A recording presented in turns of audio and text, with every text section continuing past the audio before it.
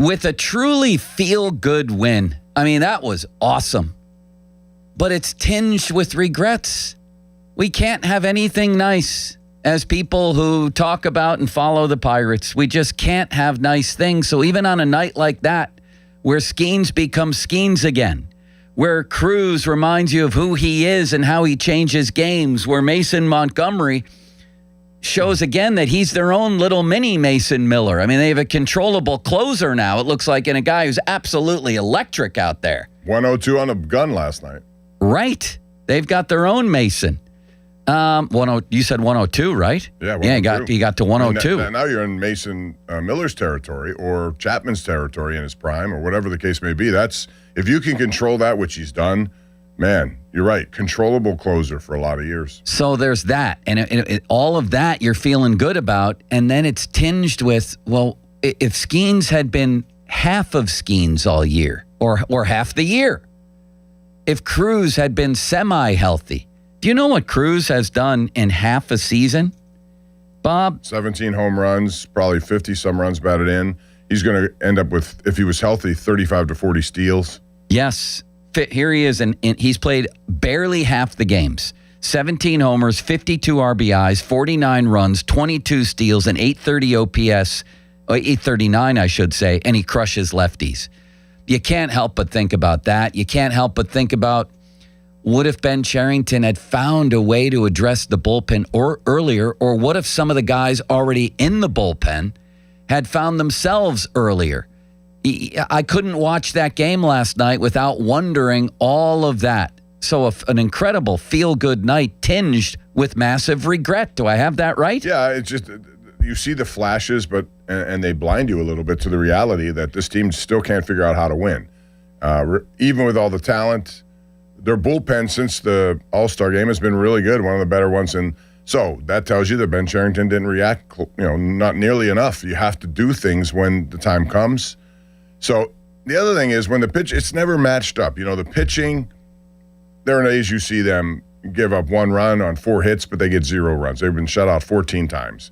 It just never matches up, it seems. So that's been the problem they're in right now. But it is intriguing when you put, Griffin back into this or Hearn back into this. You look at the potential lineup with a pitching staff that would be the same with one addition, and I imagine it'll be Keller out. They'll bring in somebody else, however they do that with a trade, whatever. But you have 4 good young pitchers who should be able to move up, and the other good thing last night was Skenes. He showed something different than we've seen recently. And that's our second item. Thank you, Limits. Off the top, presented by JP Roofing and Siding, I might add. And the fan text line on which you can communicate with our dear friend City Limits, brought to you by Edgar Snyder and Associates, a personal injury law firm. But they always say there's never a fee unless we get money for you. Man, that was just a big, huge, deep breath. You know what I mean? Like, whew, that guy, finally, he looks like Skenes again. The command was on. The stuff was electric. The velocity was up a tick. He even got to 99, which he used to do in his sleep. His first scoreless outing since May 12th. But again, it's like you can't look at something like that and not think about what might have been this season. But he was very good last night, Bob. Yeah, he must have changed something mechanically. I know Matt Clement, who always texts us, believes he did. It was more north to south with his throwing motion as opposed to east to west. Shorter. And it did look like that was a change, but, still getting through 6 innings has been a struggle for him. He did it with like 87 pitches. Normally that's in the 4th inning. So whatever the case, control early on wasn't the best, but it got better as that 6-inning stint went on. So something to build on for him, and I think they want nothing more than to have him get right before the end of the season. So I guess for all the people, and I was saying I would give it another start or 2, but for all the people who said a shutdown was in order, it looks like the Pirates were right not to shut him down at least, and to try to get him right. Yeah, I mean, he has to get right. And again, the whole thing came down to injury. Is he injured or not? They keep maintaining there was no injury, maybe fatigue, whatever. But they're going to, continue to do what they do. And they should. Technically, and I think it's over. They're not going to, it's too much to overcome. But all these teams in front of them have suddenly gone into bad losing, and the Pirates have won 2 in a row. Had they won 2 of 3 in LA, and they were in position to do that, all of a sudden this 6.5 would have been 4.5, maybe even better. You still have a month left. Well, that gets to the next item, Bob. We're really thinking along the same lines today, like a well-oiled machine. This is like Pickett to Pickens, as a famous man once said, right? The Pirates sit here today at 6.5 out, 7 in the loss column. However, as you said, the two teams in front of them, the Cardinals and the Marlins, are on a combined 6-game losing streak. And then, the Cubs are uncatchable. The Phillies look to be uncatchable. They've lost 2 in a row. And now the Padres have lost 2 in a row. And that's the team that you have to squarely look at right now as maybe the catchable one. You have to win today. Oh, I forgot an item.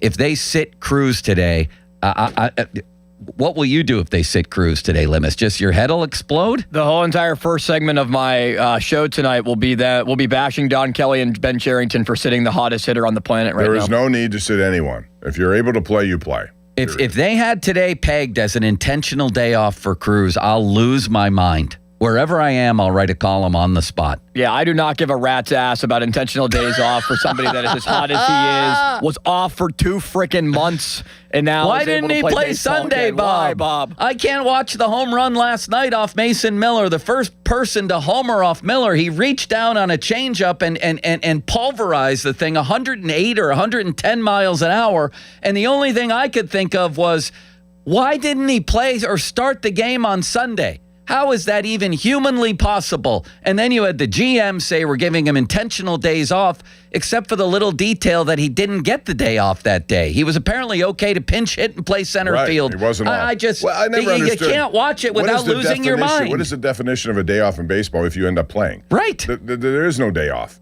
And quite frankly, he plays center field. He's not going to be exerting himself all that much. Would they have won the game Sunday if he had played? Who knows? He should have. He should have been in the lineup. They might have. Should have been in the lineup, absolutely. He had a home run Friday, a triple Saturday off a pretty good lefty, and then they faced another lefty on Sunday, another pretty good one, and he's their best hitter basically against lefties.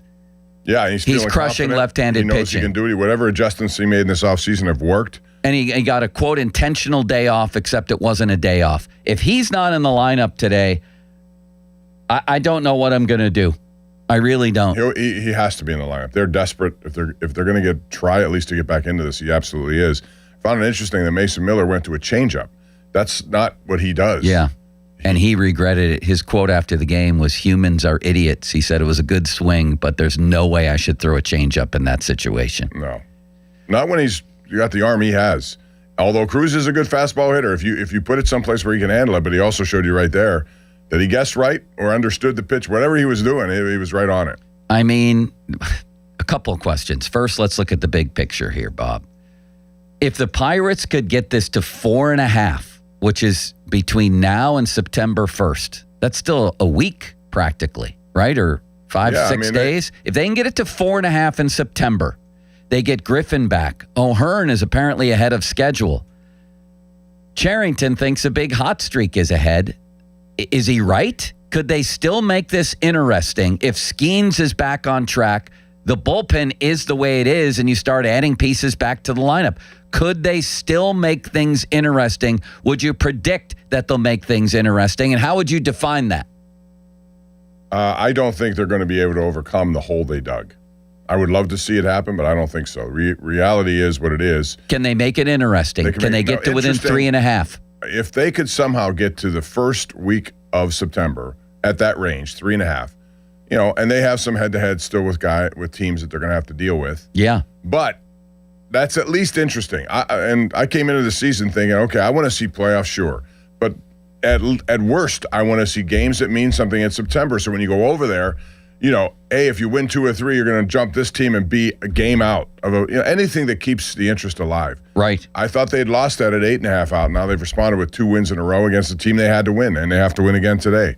If they could sweep the Padres, now, you're 5.5 again. That's been a number they haven't been able to overcome, that 5.5 number. They have St. Louis after that. If you sweep this, and this is the problem, this is why the hole's too big in my opinion. You got to keep sweeping these teams. Yeah. St. Louis needs to be swept. For sure. You can knock 2 teams around as you're trying to move forward against them. But can they make it interesting? If it's 3.5, it's interesting. I agree.